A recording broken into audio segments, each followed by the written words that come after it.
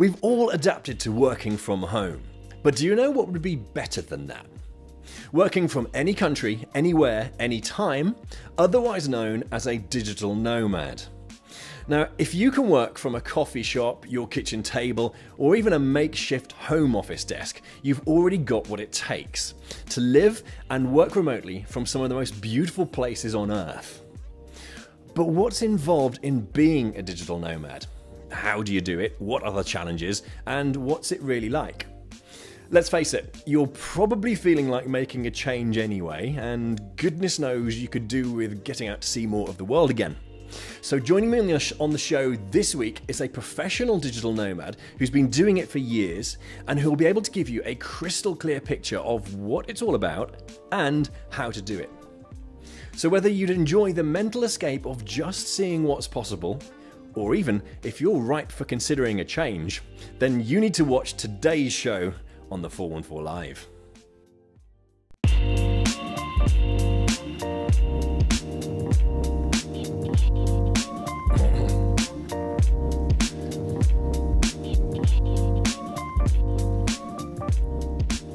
Hello, good afternoon. My name's James Rostance, and this is the 414 live and exclusive here on LinkedIn Live.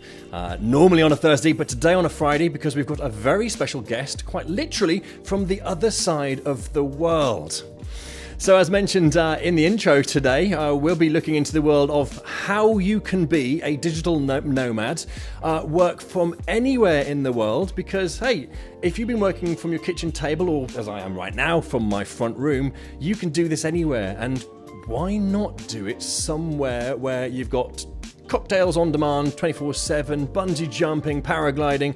Those are the kind of activities you can enjoy during your coffee break when you're a digital nomad. So if you'd like to know more about that and to get a clearer, wonderful understanding of that, to help explain this in full, please welcome, live from Medellin in Colombia, Miss Cherie Francis. Good afternoon. Hey, good morning and good evening. Yes, because you're -6 GMT there, so it's 4 p.m. here in the UK and 10 o'clock in the morning over there. Yeah, 10 a.m. There we go. Nailed the basic arithmetic right there. All right. Hey, you know what? I was so excited to kick off the show that I've completely forgotten to introduce what the show's about. So I'll do that ever so quickly.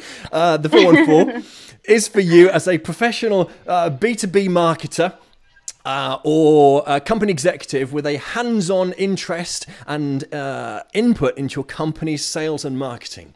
And the promise of the show is for you to be able to get better results for you and your company, and for you to expand and enhance your knowledge each and every week with every episode.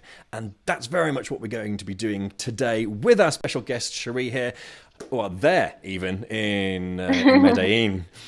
So, Cherie, could you start off, please, by giving us your description of what exactly a digital nomad is? Yeah, so my definition of a digital nomad is an individual who is location independent, and instead of having an office space, a permanent office space, or even a permanent home, we like to travel the world. And yeah, pretty much be flexible and live life on our own terms. Yes, and I guess the first proper question I should ask you then is, where exactly do you work from when you do all of this then? So you're in, is this your apartment you're in right now? Yeah, so this is the abode, the humble abode, in Medellin. So of course with lockdown, we have been, indoors. We've been working from home, which has actually been awesome. But usually I work from a mixture of cafes. I work from co-working spaces. I actually work from the beach a lot of the time as well.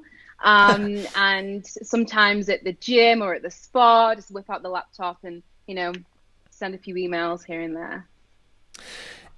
So what is it that people actually do then when they're a digital nomad? What jobs do they actually do?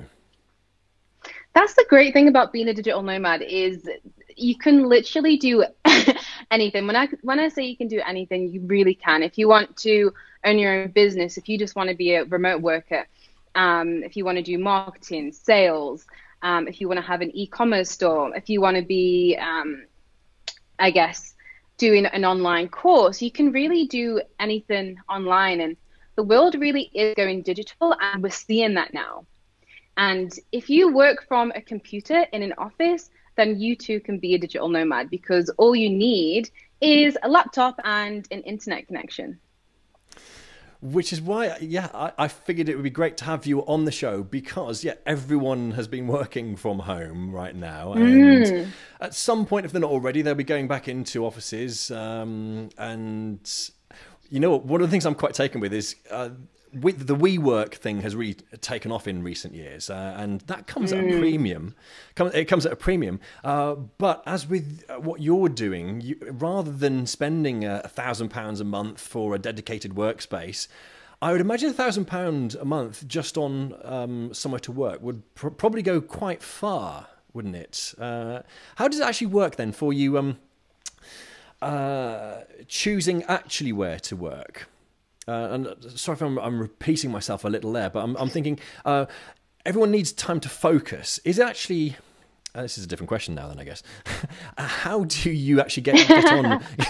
How do you actually get on with focusing and doing work, given that there's a lot of, I imagine, distractions around?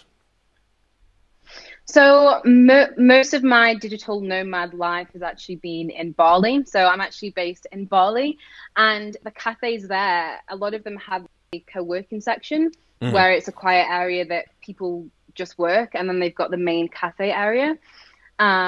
So yeah, honestly, there's so many cafes out there, so just find a quiet one. A lot of hotels as well. A lot of people don't really consider that, but a lot of hotels, because obviously people go there for business meetings all the time, a lot of them have like a free area that you can work. So you don't have to spend thousands of pounds or dollars on a co-working space. That's actually really expensive. Really expensive. And there's also a bunch of trials as well that a lot of co-working spaces do have. So you should definitely check those out as well. Right. So there are, I'm just recapping here. So in the same as in the UK, we've got WeWork. I'm sure there are other ones available. Dedicated co-working spaces. In the digital nomad world, in places, and you said it was Bali you're normally based, there are dedicated digital nomad versions of that, which I imagine in that case, am I right in thinking this, that they're probably a lot more affordable than what you'd pay in London, for example? Exactly. So we do have actual co-working spaces that you do pay for that will cost around, I think it's around £200 for a month, 24 hours, co-working spaces. And they are, when I say they are beautiful, they are stunning. They have pools. They give you like free juice.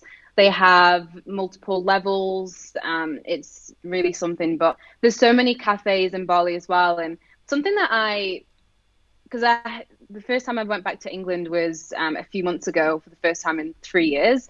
And it was weird because there isn't internet in cafes. And I'm so used to that. In Bali, there's internet in every single cafe. So you really can just work. You don't have to go to a co-working space necessarily. You can just go to a quiet cafe and they will have high-speed internet. And the same in a lot of the other countries that I've traveled to, such as Colombia and Thailand, Cambodia, Vietnam. With you. Okay, so just as a recap there then, if you're so compelled, £200 a month will buy you essentially the best co-working space going out there. That's something to consider. All right, so that's a rough outline.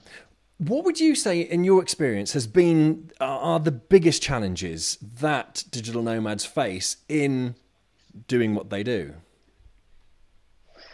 The biggest challenge, or challenges even, I guess, the biggest challenges. So I'd definitely say the first one is you have to make sure that you've got a solid internet connection. Yes. Yep.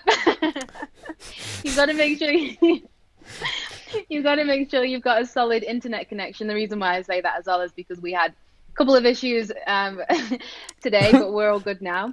But yeah, you've got to make sure you have a solid internet connection. So even for me, I really want to go to the Philippines, but I know that they are renowned for terrible internet. So you have to really do a little bit of research first on, okay, does this hotel offer free Wi-Fi? Check out the reviews to see if the Wi-Fi is good. The country, the city, check out the internet connection. That is really, really important. So that can be a challenge. I'd say the second challenge would probably be you are your own boss most of the time, unless your company is allowing you to just work remotely. If you're a freelancer or if you have your own digital business, then you're your own boss. So that means that you have to be in charge of finding your own clients. So ensuring that you have a really great product or service and a really good client base so that you can receive a consistent income instead of it being sporadic and not really having any consistency. I'd say that they're probably the two main challenges. Yes. Yeah, everything else is pretty chill, to be honest. It seems, yes. I think it's a good thing if you're struggling to find negative points in all of this. Here's the thing. So I was thinking when we were doing our research for the show, that how cool would it be for, and this is very much for the viewers right now, if you could sort out a deal with your employer so that you could carry on working from home, but you, of course, then go off and do exactly what you advocate and doing that anywhere in the world. Tell me, how does it work or how do you get on with the differences in time zones, though? That's got to be something to be factored in. Yeah, definitely. But then again, that's a great thing about being a digital nomad is that you choose your own hours, right? Okay. So if you only want to work with people in the US because if I only want to work with people that are in the US because I'm in Colombia.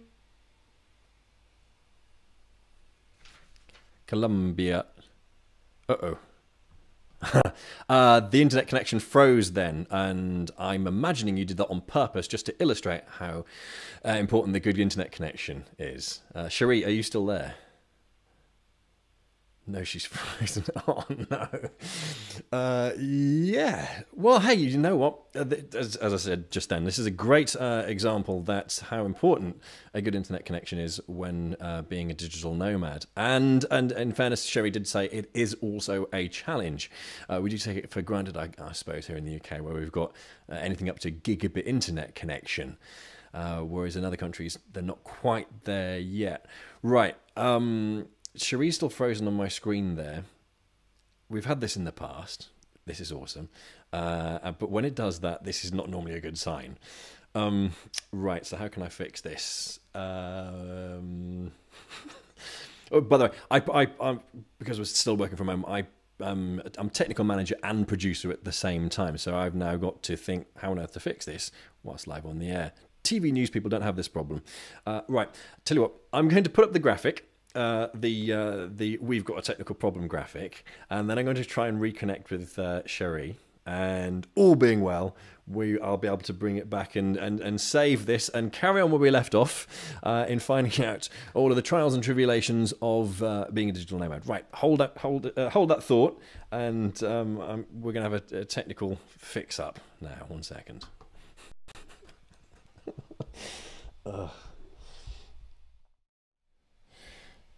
Holding graphic, do that. Right, and we're back on the air. There we go. It's always good to look for a positive side on everything, and that right there, as I was just explaining to the audience after you disappeared, Cherie, that it was good that the internet dropped then after we'd very nicely covered the importance and difficulties you face with having a good internet connection. A point very well made. All right. Can you hear everything okay? And are we good to go? Yeah. It must be a problem with the app because the internet is really good here. But yeah, okay. Right. I'm confused. Don't worry. Okay. So we were talking about. There we go. I'll pick this back up. So, what gave you the motivation to start in all of this? Why did you decide to make a change and get involved in being a digital nomad? Yeah, so I guess my biggest why was I always wanted the freedom. Mm-hmm. Always wanted the freedom. And my background was very dysfunctional as well. Growing up was very dysfunctional. I didn't grow up with a mom or a dad, and I really didn't have much guidance, and I didn't really have freedom. So I always said when I was going to grow up, I'm going to travel the world, and I don't care how I don't know how I'm going to do that, but that is something that I'm absolutely going to do. So yeah, my biggest why was I want to have freedom. I want to be my own boss. I want to be flexible. I want to work my own hours. I want to choose who it is that I work with. And yeah, and I feel like I've achieved that and yeah, are on the path. Nice. Well, as part of that, we did sort out some footage earlier on of your experiences to date. So we've got I think it's a 60-second clip of your highlights. Are we good to play that in right now? Is that good? Yes, please. Go ahead. There we go. Right. And thank you to Genesio for putting this together and doing a sterling job doing some editing. So let's roll VT, as they used to say on television. All right. So just lastly, so when you throw that, Okay. okay. And then just go for it. Oh my goodness! Ah!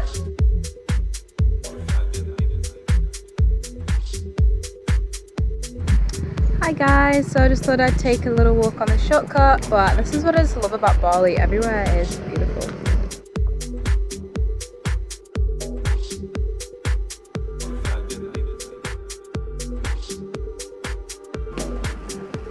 So I'm here at this absolutely beautiful event, and look at the location, it's absolutely stunning.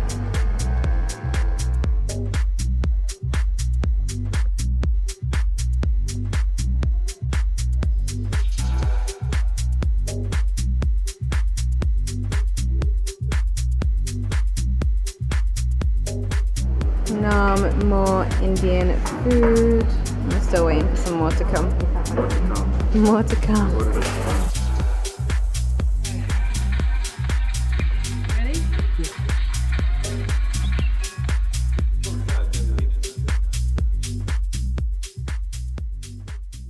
All right, that was a nice look into your, I guess, daily life. Now, would I be right in thinking that you've got perhaps a different approach to how you schedule and go about your day? Could you talk us through how you do that and what's involved? Yeah, so as in what a typical working day looks like? Yeah. I mean, normally someone at an office maybe looks forward to their 11 a.m. coffee break and then 1 o'clock on the dot lunch break, and then maybe a trip to Tesco's Express at 3:23 p.m. How is a digital nomad's life different, and what do you get up to in your self-allotted breaks? Yeah, so it's been, of course, I've been in quarantine, so my daily routine has been a little bit different than it would usually be. So before the quarantine, a daily routine would be me waking up naturally, no alarm, to the daylight and the birds chirping. And then I would do meditation. So I meditate every morning until I want to stop. And then I read. And then I'm like, okay, cool. Now I've done that, taken care of myself for the first couple of hours. Then I'll then go and check my emails, maybe take a few calls. Then I will head to a cafe and do some work, have some lunch, meet some friends. And then after that, I'll usually go to a spa. There's a spa called Amo Spa in Bali. And they have a cold pool and a hot pool and a sauna and a steam room and then this beautiful garden. And it's just the most amazing place to just really take a little break. And then after I've been to the spa, then I will then go and maybe do a little bit more work, take a few calls, and then I will probably go to some kind of event. So either a Toastmasters or networking event, or if someone has a villa party, then I'll check that out and then have some dinner and then bedtime and then start the next day. Okay, and there's genuinely work going on here as well. This Genuine. Genuine work. Okay, right. I tell you, it's a compelling argument you are putting forward right here for that. And we've had your word that people do actually do work. That's pretty crazy. So what has been your favorite experiences to date whilst doing this? And when I say experiences, things that you've done, but also maybe results. So enjoyment and also business. What have been your favorite experiences? My favorite experiences. Okay, a significant moment for me was when I went to New Zealand last year. So I already lived in New Zealand, but when I lived there, I lived in Auckland. So I didn't really go to the South Island much. And I always had this vision of me doing a skydive in Queenstown. So I said to myself, I am going to do that. I don't know when, but I'm going to come back to New Zealand and I'm going to do a skydive. So last year I went back to New Zealand, Queenstown, and I was like, yeah, I'm going to do a skydive and we're going to go skiing and we're going to do all these things. All of those things are very expensive. So I was like, okay, maybe I need to like back it up a little bit. And I decided to do a bungee jump instead, which is actually hilarious because I always said, I will never do a bungee jump. I was like, why would anyone want to do a bungee jump? And there's me walking along to do my bungee jump. And I wasn't nervous at first. I was actually pretty calm until the guy had hooked me up and he was like, okay, you're off. And I was like, oh my goodness, what am I doing? What the hell am I doing? And I just started freaking out a little bit. And he said to me, take a deep breath and then just go. And I screamed the words, go hard or go home. And I just ran off and then just jumped. And for me, that was just such a significant moment because it literally changed the way that I think about everything, the way I think about business, the way I think about life, relationships. And I really do go 100% or nothing in every single thing that I do. So that was a really great moment for me. The bungee jump was awesome as well. It was super scary, but it was amazing. Another highlight for me is because I'm a location independence coach and I work with millennial women who they literally have no idea how to get started, and they see me traveling and they're like, Cherie, how do you travel? How do you afford to do this? What can I even do? Do I have any transferable skills? How can I make this a full-time thing? And so taking these women through this process and being able to see them go from not having a clue on, how to live this life, and then now they're living that life, they've got full-time clients, they get to travel the world. And for me, it's just so rewarding because this is what I really want to do. I really want to show people that this life really is possible. It really is possible, and it's right there for you to go and get it if you want it. Because I say this to everyone as well, you create your own reality. You honestly create your own reality. And yeah, you just need to take that action and first off as well, know why you want to do it, and then anything's possible. So to make all of this happen, what would be your top tips for success and making this all happen? Yeah. So the first thing is know your why. As I've just mentioned, you need to know why you're doing it. Do you want to do it because you want to achieve financial freedom? Do you want to do it because maybe you're a stay-at-home mom and you really want your independence back again? Do you want to travel the world?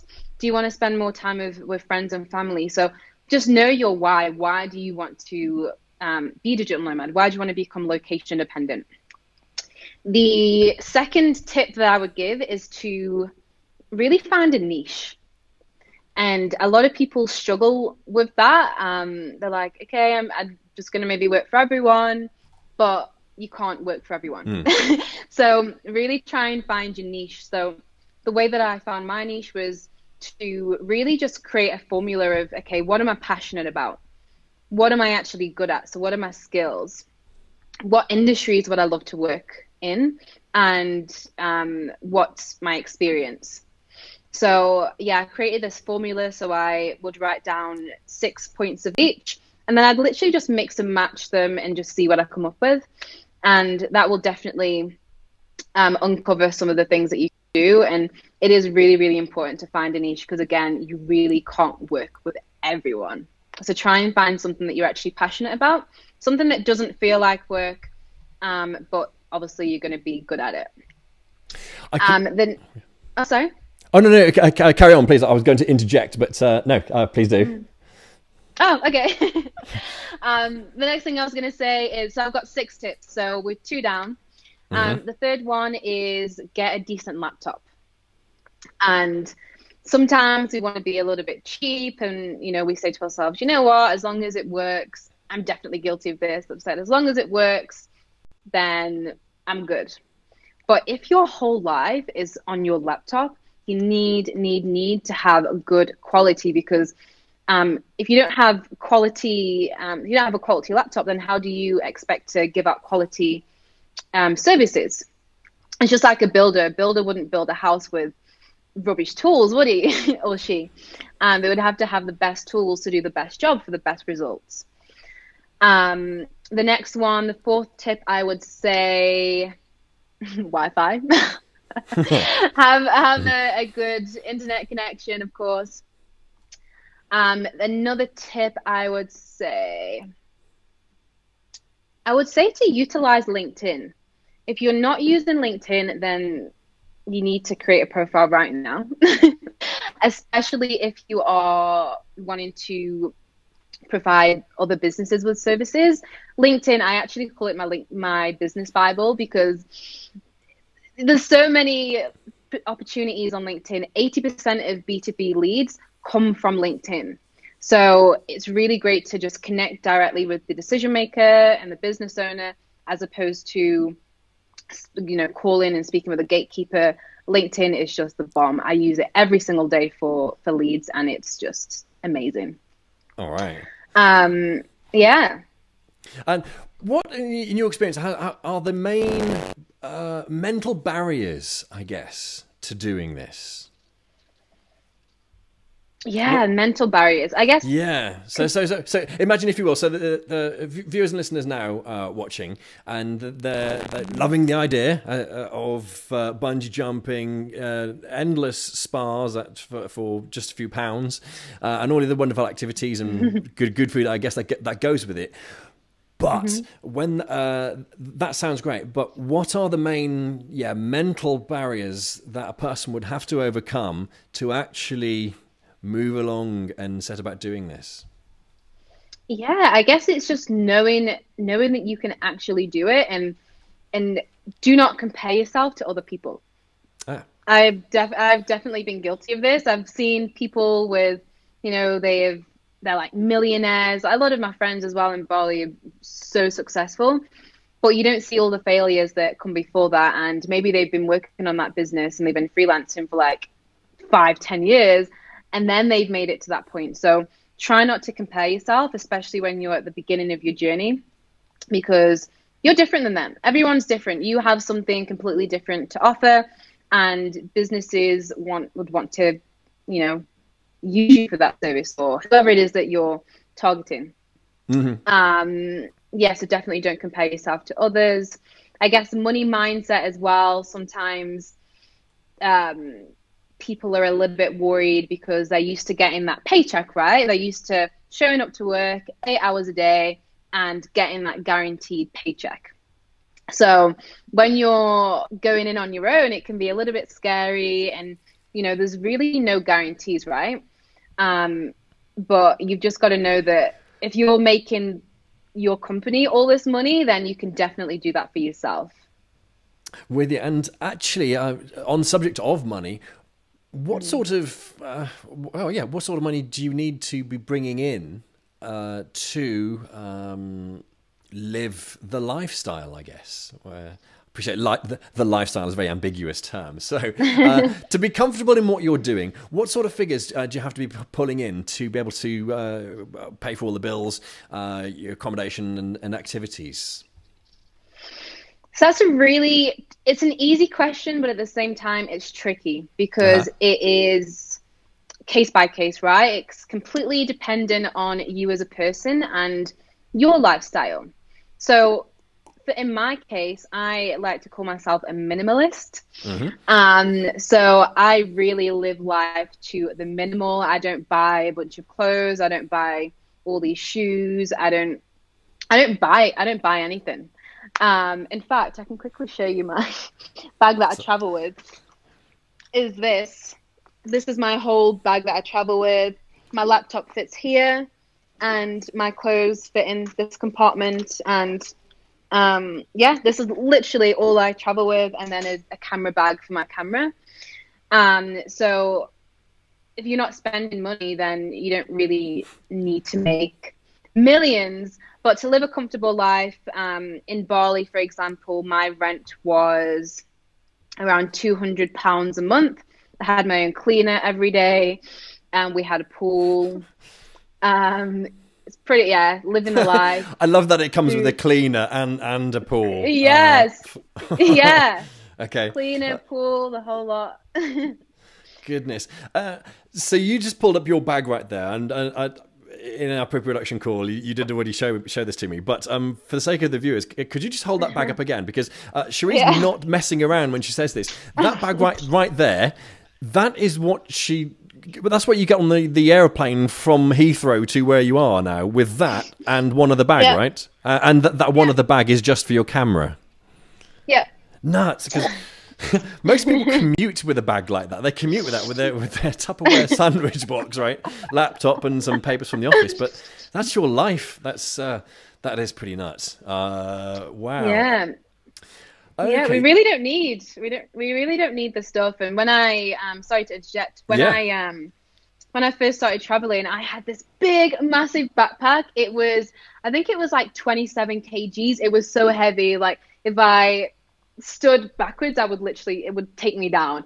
So I'd have to lean forward. It was massive, and I had this massive duffel bag that was, I think it was like 19 kgs. And then I had another bag like that. And what I found, this was 5 years ago. And what I found was that I actually never wore most of the stuff. I just had it just in case, just in case this, just in case that. And I felt like it was really just weighing me down. So, one by one, I started getting rid of stuff. And now I just travel with this bag. And still sometimes I'm like, oh, I just hate carrying it around. And even though it makes life easier, I'm like, okay. Pareto's rule applied to travel clothing, wearing 20% of your clothes 80% of the time, of course. Yeah. All right. All right. Well, I think that's been a good overall insight into it. Could you, though, before we wrap things, what would you like for the audience to have as a core set of takeaways from all of this? Okay, core takeaways. Write down your why. Why do you want to live this life? That is super, super important, because whenever you're having a bad day and you want to give up, if you remember why you're doing it, then you're going to continue. So please, please, please know your why. Your niche, super, super important. You need to know who it is that you want to be offering your services to. And if you've got a niche as well, then your copy, your website, everything speaks directly to that niche market, and you can really dominate that space. You can really be good at it, and then get referrals, because then you're the person who does XXX. So really hone in on your niche. And if you've got a laptop and a phone, then you're pretty much all good. So don't wait around, get started now, because as the world really is going digital. By 2035, there's going to be over 1 billion digital nomads. So you really don't want to get left behind. So you really need to start right now. You really need to start now. And with help with all of that, it would be a good shout to actually get people to connect with you on LinkedIn, because indeed you do favourite so much. So, to what? Let's pull up your. I'll pull up your name on screen there. So there we go. Cherie Francis, connect with you on LinkedIn. Are there many Cherie Francises on LinkedIn right now? I feel pretty unique. I'm the only one, actually. Yeah. Good. I'm the only one. Okay. All right. There you go, viewers. So connect with Cherie right there. And there we go. I think we've hopefully delivered on the promise right there to give an insight as to what it's like to do ultimate working from home, or at least not in the office.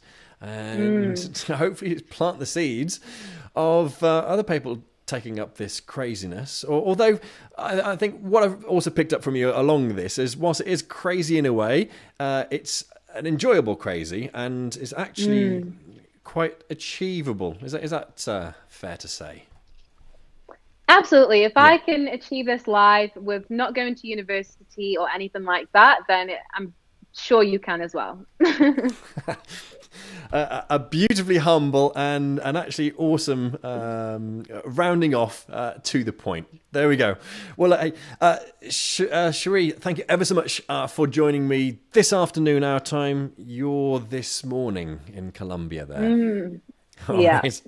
Thank you so much. All right. Thank you so much for having me. This has been awesome. It's been a pleasure. There we go. And if you've enjoyed watching, then please do subscribe to the 414, the 414.net. Here we go. Web address on screen. 414.net for all your subscription options, as well as for watching previous episodes. Goodness knows there's a decent collection of them there. I've been doing this for 2 years now. And if you're not already connected with me on LinkedIn and this has somehow popped up on your feed, then send out a connection request and we can be LinkedIn buddies. There we go. I'm inspired there a little bit from watching The In-Betweeners, the movie, the other night. Anyway, yes, 414.net for all your subscription options. And we will be back same time-ish next week on Thursday, back to our regular time, where we will continue to provide even more insights and wisdom from some of the greatest and most interesting minds in B2B marketing. There we go. My name's James Rostans. Thank you very much for watching, and we'll see you next week.